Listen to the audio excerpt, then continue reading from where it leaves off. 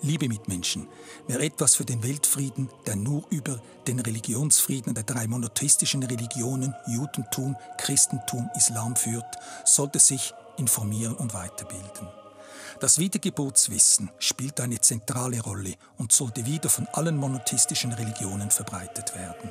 Nur so kann ein eigenverantwortliches Leben eines jeden von uns inkarnierten Menschenwesen funktionieren, die so versuchen tagtäglich den Versuchungen von Luzifer und seinen Schergen zu widerstehen, um den gottgegebenen freien Willen auch richtig einsetzen zu können. Darum betet man seit einigen Jahren wieder offiziell im Vaterunser-Gebet: Führe uns in der Versuchung. Ihr Jean-Pierre Leonard Schupp.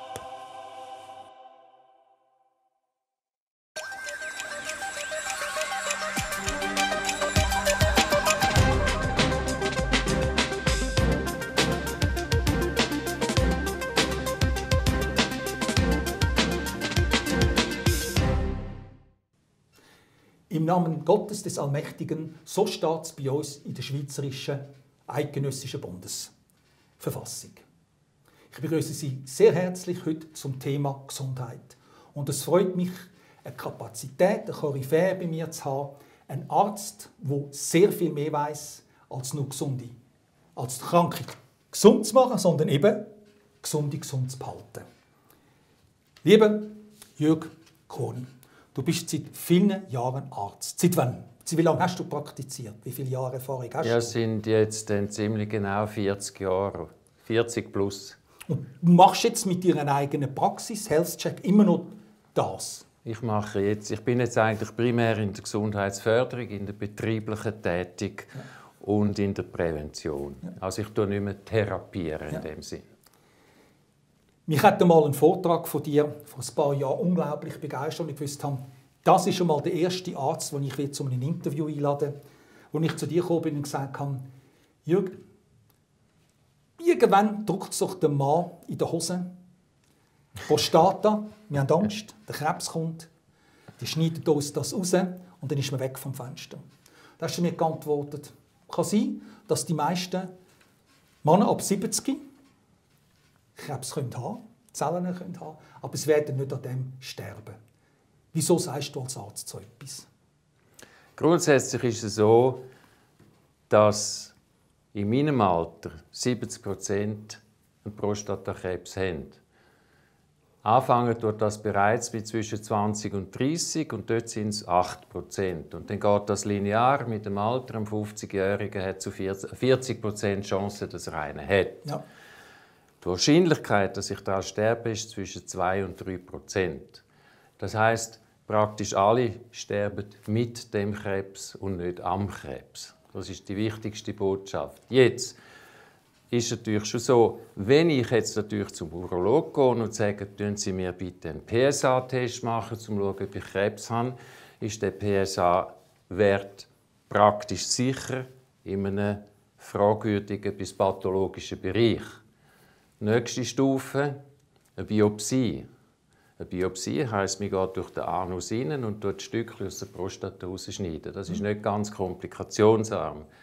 Und wenn der Pathologe gut ist, dann wird er sehr wahrscheinlich Krebszellen finden. Und dann ist der nächste Schritt eine Radikaloperation. Also Umsatz? Ja, ich würde jetzt nicht einmal so bösartig sein. Ich glaube, der Urologe, wenn man den Krebs sieht, hat man das Gefühl, man muss etwas machen. Ja. Das Problem ist natürlich, wenn jemand den Krebs hat, dann will er nicht mit dieser Diagnose leben und der Urologe will nicht die schuld sein, wenn dann etwas passiert. Also Umsatz ist vielleicht auch dabei, aber ich würde jetzt eher meinen, wenn etwas da ist, dann will man es weghaben.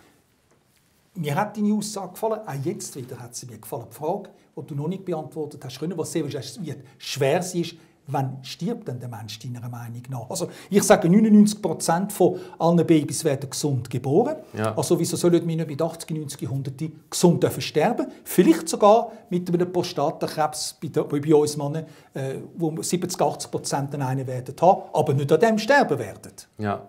Würdest du das so unterschreiben? Ja, das würde ich schon sehen. Ich meine, sterben tun wir zu 100%. Das ist klar. Das ist klar, ja, zum kein, Glück. Ja. Kein Ausweichen. Ja. Und die Frage, wieso werden wir überhaupt krank, da gibt es natürlich einen Haufen Antworten. Da kann ich jetzt nicht eine eingültige Antwort geben. Es gibt Umweltbedingungen, es gibt vielleicht zum Teil, wobei das wird immer weit überschätzt, erbliche Bedingungen und so weiter. Es gibt auch halt leider der Lebensstil ist oder etwas sehr Wichtiges. Wenn ich habe ja Kinder. Theoretisch hätte ich denen müssen sagen, du hast ja ein Kind, studiert Arzt. Das ist eine fantastische Sache.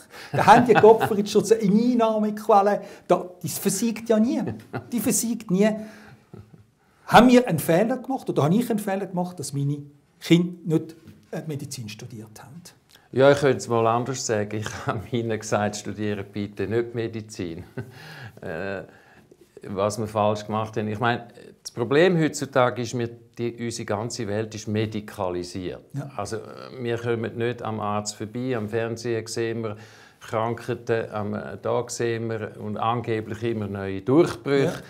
Also in dem Sinne ist es schon eine versiegende Quelle, aber ich glaube, die Quelle muss auch gefüttert werden. Ja. Und da sehe ich ein Problem, weil irgendwann geht es nicht mehr weiter. Also es gibt ja, das geht da vor mir liegen, es gibt ja immer Ärzte, die ganz klar sagen, wir knallen unser Krankengesundheitssystem an die Wand, wir stehen vor einem Kollaps. Wir haben da, es gibt so eine Vereinigung von Chirurgen, die gerade letztes Jahr im November 2016 noch gesagt haben, wir uns viel operieren. Es gibt Ärzte, die sagen, wir tun tatsächlich eben, wir sollen nicht gerade an einer normalen Grippe, weiss ich, ein paar hundert oder ein paar tausend Franken verdienen. Aber wer kann so etwas Einhalt gebieten? Eine staatliche Krankenkasse oder wer?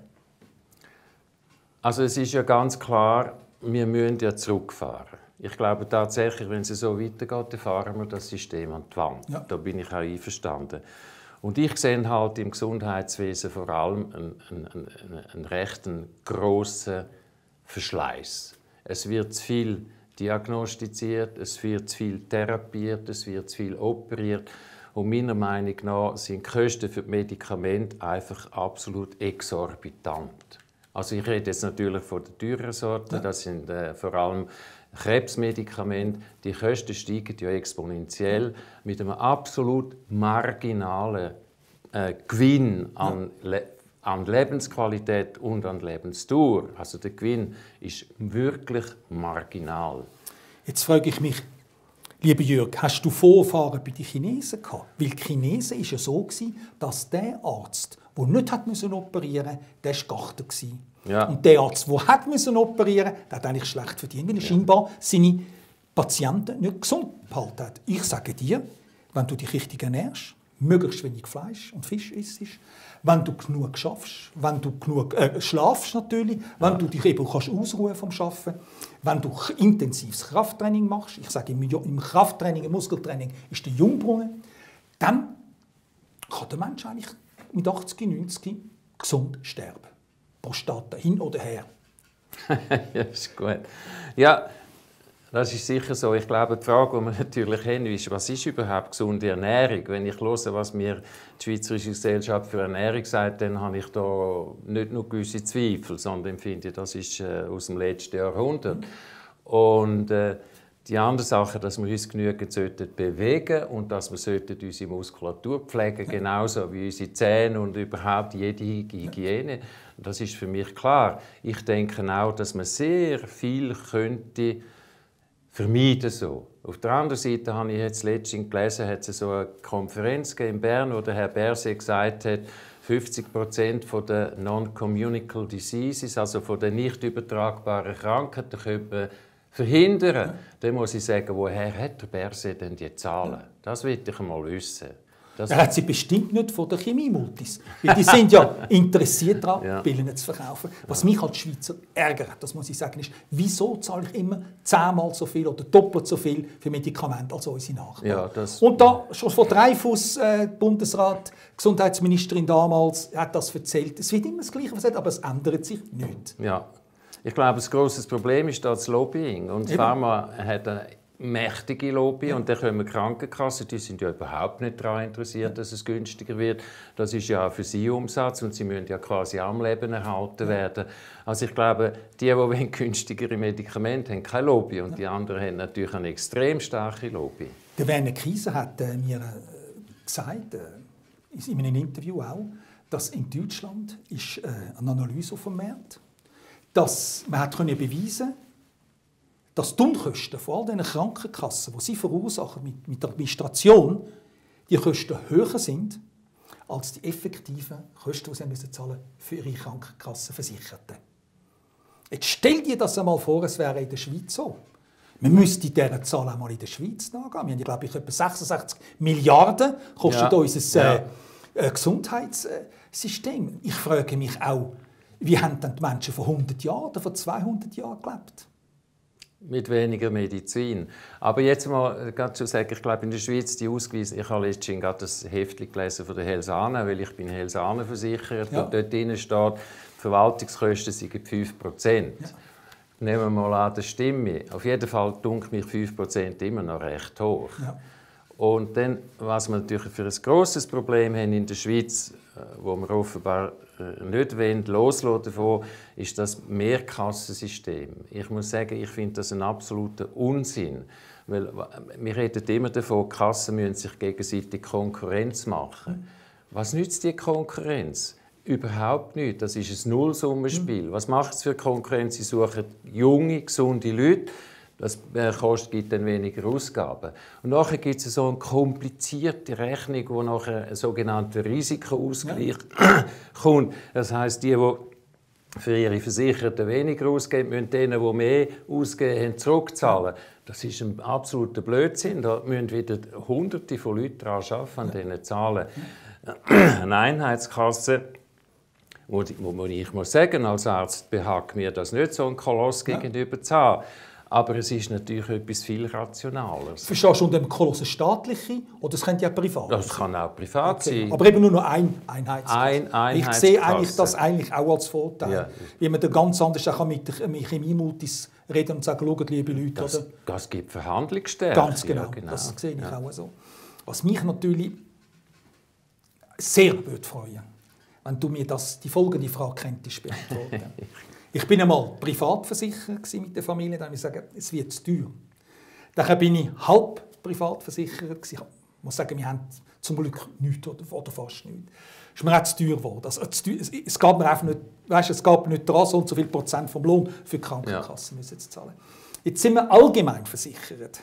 Da kommt natürlich die Angst und sagt, wenn du privat versichert bist, dann kommt der Primus, der Chefarzt. Ja. Bist halb privat versichert, dann kommt der einigermaßen schon Ahnung hat. Und wenn du allgemein bist, dann kommt natürlich gerade der Stift, also der gerade von der Universität kommt. Stimmt das? Nein, das stimmt jetzt gar nicht. Nein. Aber du weißt, das Volk... Ja, das ist gut. Okay. Also da muss ich jetzt einfach sagen, mich, ja. Das stimmt jetzt gar nicht. Ich meine, wenn man privat versichert ist, dann nachher natürlich kommt dann der Chef. Ja. Aber Entschuldigung, das heisst nicht, dass man den Besten hat. Okay. Unter Umständen ist der Oberarzt viel besser und der Chef ist ja meistens an irgendwelchen Kongress und kann vor allem gut reden und publizieren. Das ist das. Und wenn man allgemein versichert ist, kommt der Chef sicher nicht. Dann ist aber immer, wenn der Assistent Erfahrung hat, darf er dich operieren. Ja. Aber es ist immer ein Oberarzt dabei. Ja. Also ich muss sagen, also Qualität, jetzt reden wir ja vom chirurgischen Bereich, da sehe ich also keinen grossen Unterschied. Und wenn es wirklich sehr komplex ist, dann wird der Chef auch bei einem allgemeinen Patienten dabei sein. Also das ist definitiv so. Eine andere Frage ist, wieso zwingt mich der Staat, eine Krankenkasse abzuschliessen? Ich bin jederzeit bereit, eine Unfallversicherung abzuschliessen. Ja. Aber ich habe mich so im Griff, dass ich einfach sage, ich bin jetzt wieder 63 das Jahr, oder? Und bin eigentlich nie krank, muss ich wirklich sagen. Das heisst, ich bin Vegetarier, gehe richtig vegan. Übrigens ein riesen Trend in Italien, die sind uns dort wirklich voraus. Oder? Ja. Vegane Ernährung, also glutenfreie Ernährung, das geht dort ab. Ja. Im Deutschen hört man noch, es kommt langsam, aber es ist ein riesen Markt. Bedeutet das, ich trainiere auch viel und bin gesund.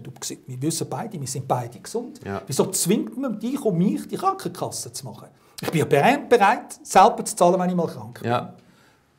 Ich bin auch dieser Meinung. Ich bin auch nicht versichert gewesen, bis das Obligatorium kommt, muss ich sagen. Ja. Ich bin aber heute doch der Meinung, das ist das Problem von der Solidarität. Ja. Und ich glaube, wir sollten alle eine Grundversicherung haben. Ja. Da bin ich jetzt dieser Meinung. Der Staat zwingt mir ja nicht irgendwelche Zusatzversicherungen aus. Er sagt einfach, du musst eine Grundversicherung haben. Ich denke, wir sollten auch als Gesunde sehen, dass es halt viele Leute hat, die das Schicksal nicht so gut meint mit ihnen wie mit uns. Ja. Und wenn sie kein Geld haben, dann soll nicht das Geld eine Rolle spielen, dass sie nicht einen Arzt besuchen können. Also da bin ich heute, obwohl ich früher auch nicht versichert war, wo ich nicht haben musste, muss ich ganz ehrlich sagen. Wobei du weißt, man hat mal vor ein paar Jahren in der Welschen Schweiz so eine Umfrage gemacht und hat gesagt, bist du bereit, mehr zu zahlen, wenn du rauchst und wenn du trinkst. Hat jetzt nichts gegen das Welschen zu, ich bin auch ein halber Roman. Aber es geht einfach darum, dass man das jetzt auf D gemacht hat und nicht in Zürich. Ja. Und 91% haben gesagt, ich bin bereit, dann mehr zu zahlen. Das bedeutet dann handherum, dass der vielleicht den Fitnesstest ableitet und gesund ist, und weißt du, was ich meine? Dass der natürlich dann automatisch weniger zahlt. Weil, Jürg, wenn ich sage, nehmen wir mal an, du bist ein Familienvater, hast 3-4 Kinder, 5-6-köpfige Familie. Zahlt, also ich jetzt 2000 Stutz allgemein versichert pro Monat. Nehmen wir mal an, du hast 8000 Franken jetzt und da kommen noch mal 2000 Franken Miete dazu. Da muss ich einfach sagen, der Mittelstand wird arm. Und alle schauen zu und am Schluss reklamieren alle, dass wir da lieber über die Grenzen einkaufen oder wir gehen nicht mehr in die Ferien oder wir gehen nicht mehr ins Restaurant. Es wird einfach alles zu teuer. Wir schauen ab und zu und du weißt, Stelzana ist ja gerade mit einer Studie rausgekommen, die sagt, bis 2030, das ist nur in 13 Jahren, sind die Kosten von der vom Obligatorium doppelt so hoch wieder. Ja. Das bedeutet, auf einmal zahlen wir nicht mehr ein Drittel, auf einmal zahlen wir 50% von unserem Lohn für die Krankenkasse. Das kann es doch nicht sein. Ich staune einfach, wieso. Gut, es gibt jetzt Ärzte, die wirklich auf Barrikaden gehen. Aber da muss man doch einen kompletten Paradigmenwechsel machen. Ja, bin ich ganz einverstanden. Es ist einfach zu teuer. Zwar ist das halt, wie ich schon mal gesagt habe, es wird zu viel diagnostiziert.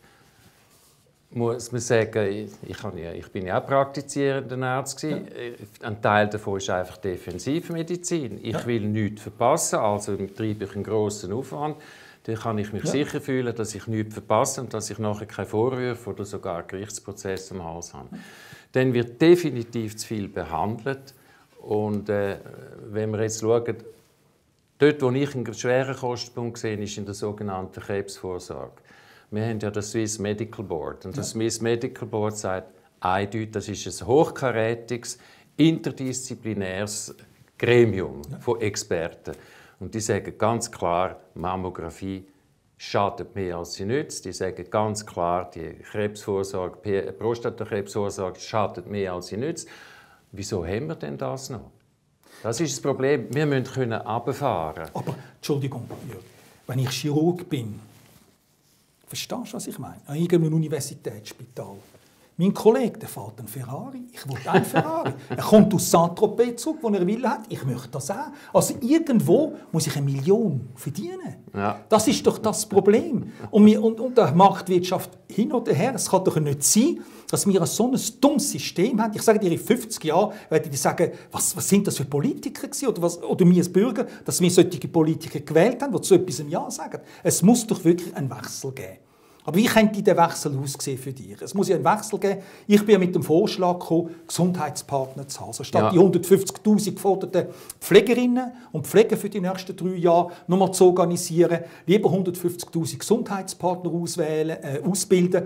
ZAFS übrigens, die Schule in Zürich, die ist ja so eine Präventionsschule, die bietet ab 2017 Mitte, glaube ich, kommen jetzt mit so einer Ausbildung raus für den Beruf. Also man begleitet der Mann, der vielleicht, oder die Frau, die übergewichtig ist. Ja. Man führt sie eben nicht nur ins Fitnesscenter und lässt sie daheim wieder ab, sondern man schaut, dass der Kühlschrank richtig gefüllt ist. Und wenn sie eine Krise hat, ist jemand dort, wo sie die Krise kann. Und das wäre doch eine Lösung, dass am Schluss dann kommen die automatisch die Krankenkosten runter, weil wenn die Leute krank werden. Also ich finde das eine sehr gute Idee. Aber da würde ich doch zuerst gerne mal einen Pilotversuch sehen, um zu schauen, ob das wirklich funktioniert. Aber das ist sicher eine gute Idee von dem Gesundheitspartner. Aber wir müssen ja schauen, wo verschwindet am meisten Geld. Ja. Die Helsane rechnet vor, dass von einem Franken 23 Rappen an die Spitäler gehen. Ja. Brauchen wir das wirklich? Ja. Brauchen wir mit Sicherheit nicht. Ja. 17 Rappen gehen am Pharma. Kann man sich das, und 20 Rappen gehen an die Ärzte. Ja. Jetzt muss man sich vorstellen, dass die gesamte schweizerische Brain Force der Ärzte kaum mehr kostet als die Pillen, die da sind. Ja. Das ist doch absolut grotesk. Ja. Das ist grotesk. Also ich glaube, wir kommen nicht darum herum, runterzufahren. Ja. Das ist, glaube ich, die wichtigste Botschaft. Wir müssen Leistungen reduzieren. Und zwar, es gibt einen Haufen Leistungen, die man ohne jeglichen Qualitätsverlust reduzieren kann. Aber wenn du das sagst, musst du automatisch in der Kamera in den Leuten sagen, bedeutet, ihr verdient weniger Geld. Entschuldigung, habe ich nicht verstanden. Ihr verdient weniger Geld. Also du sagst praktisch deinen Kolleginnen und Kollegen, ihr müsst weniger verdienen. Weil ich behaupte heute, ein Allgemeinarzt, wenn du mir einen weißen Kittel gibst, mit meinem Wissen, das ich heute habe als Gesundheitsexperte, kann ich einen Arzt spielen, jederzeit. Weil wenn es kompliziert wird, was macht jeder Arzt? Er schickt ihn zum Spezialist. Also in meinem Hals, das heisst, am Schluss bin ich nur noch der Pillen verschreibt. Und das ist ja keine Sache, oder? Ja, das ist gut. Ich habe meine 3-4 Pillen, vielleicht bin ich noch provisioniert dran. Das kann so nicht funktionieren. Ich habe das Gefühl, das kann nur über eine Initiative, aber wie könnte die aussehen, funktionieren, dass man wirklich einfach ein komplett anderes System macht. Vielleicht sagt der Arzt, darf nur noch bis 65 arbeiten, auch nur operieren. Weißt du, was ich meine? Du sagst, Schluss, 65 gehen alle in Pension. Oder, ich kann natürlich immer noch beraten sein, aber darf nicht mehr eine eigene Praxis führen. Und die Jungen müssen vielleicht zuerst Allgemeinarzt sein, für eine gewisse Zeit, bevor sie überhaupt dürfen, ihre hohen Löhne, weiss ich, wo in einem Unispital verdienen. Aber, und ganz klar müssen die Medikamentenkosten runterkommen. Aber wer in der Schweiz kann das machen? Machen das Politiker? Macht das der Bundesrat? Macht das Stimmvolk? Also wir haben ja immer die Bestrebungen, die Hausarztmedizin zu stärken. Aber das ist nur immer ein Gerät. Was passiert, wenn ein Hausarzt Praxis zumacht? Er findet keinen Nachfolger. Ja. Also wir haben das Problem, dass wir viele Spezialisten haben. Ich sage mal viel zu viel. In gewissen Fakultäten hat es viel zu viele Spezialisten, bei anderen hat es noch wenig. Und viel zu wenig, sagen wir einfach mal, Barfußärzte, Hausärzte. Ja. Hausärzte machen haben eine breite Ausbildung. Die können eigentlich, würde ich sagen, 60-70% der Krankheiten können sie abfangen. Ja. Und wir müssen es auch klar sein. Ich meine, ich bin Hausarzt. Hausarzt hast du weder einen Ferrari noch eine Villa in Nizza, muss ich dir gerade sagen. Ja, das hast du, wenn du Chefarzt bist in einer orthopädischen Klinik, dann hast du das vielleicht. Aber als Hausarzt wirst du weder das eine noch das andere können leisten. Die Villa, das war im letzten Jahrhundert, hat das aufgehört. Ja. Seither tun wir uns Allgemeinpraktiker mit einer normalen Wohnung begnügen. Nur das noch zum... Ja, das bedeutet also, dass ein Hausarzt eigentlich zum Mittelstand gehört. Ja. Und gern würde dabei bleiben. Ja. Aber das, was wir in den letzten Jahren sehen, ist eigentlich ein kontinuierlicher Abbau. Ja. Muss ich jetzt sagen. Aber das läuft ja genauso frustriert mit der Faust im Sack umeinander wie der normale Bürger. Eigentlich schon, ja genau. Ja. Aber jetzt gibt es, wie du sagst, Hausärzte, die so denken wie du, eigenverantwortlich. Da muss man doch irgendetwas machen können. Da muss doch einfach das System an, dass man kann, ich sage mal, die Abzocken-Mentalität vielleicht von gewissen Chirurgen, von der Pharma können stoppen. Also es kann doch nicht sein, dass eben ein gleiches Medikament im Nachbarland 50% oder 60% oder noch mehr günstiger ist als im eigenen Land. Da muss man einfach sagen, nein, das geht nicht mehr. Und wenn das Chemie nicht akzeptiert, dann droht sie gehen jetzt ins Ausland. Und dann tut man es akzeptieren. Ja, genau. Weil die Jobs, die sie dort verlieren, die können wir wieder anstellen für Gesundheitspartner. Ja. Weil von denen brauchen wir ein paar 100'000, bis der Mensch wieder gelernt hat, eigenverantwortlich zu sein. Ja, liebe Zuschauerinnen und Zuschauer, ich hoffe, es hat Ihnen gefallen, was Ihnen der Dr. Med Jürg Kohni gesagt hat. Und ich hoffe, dass wir ihn wieder mal hören werden, wenn es um das Thema Gesundheit geht. Jürg, vielen Dank. Danke, Jean-Pierre. Gern geschehen.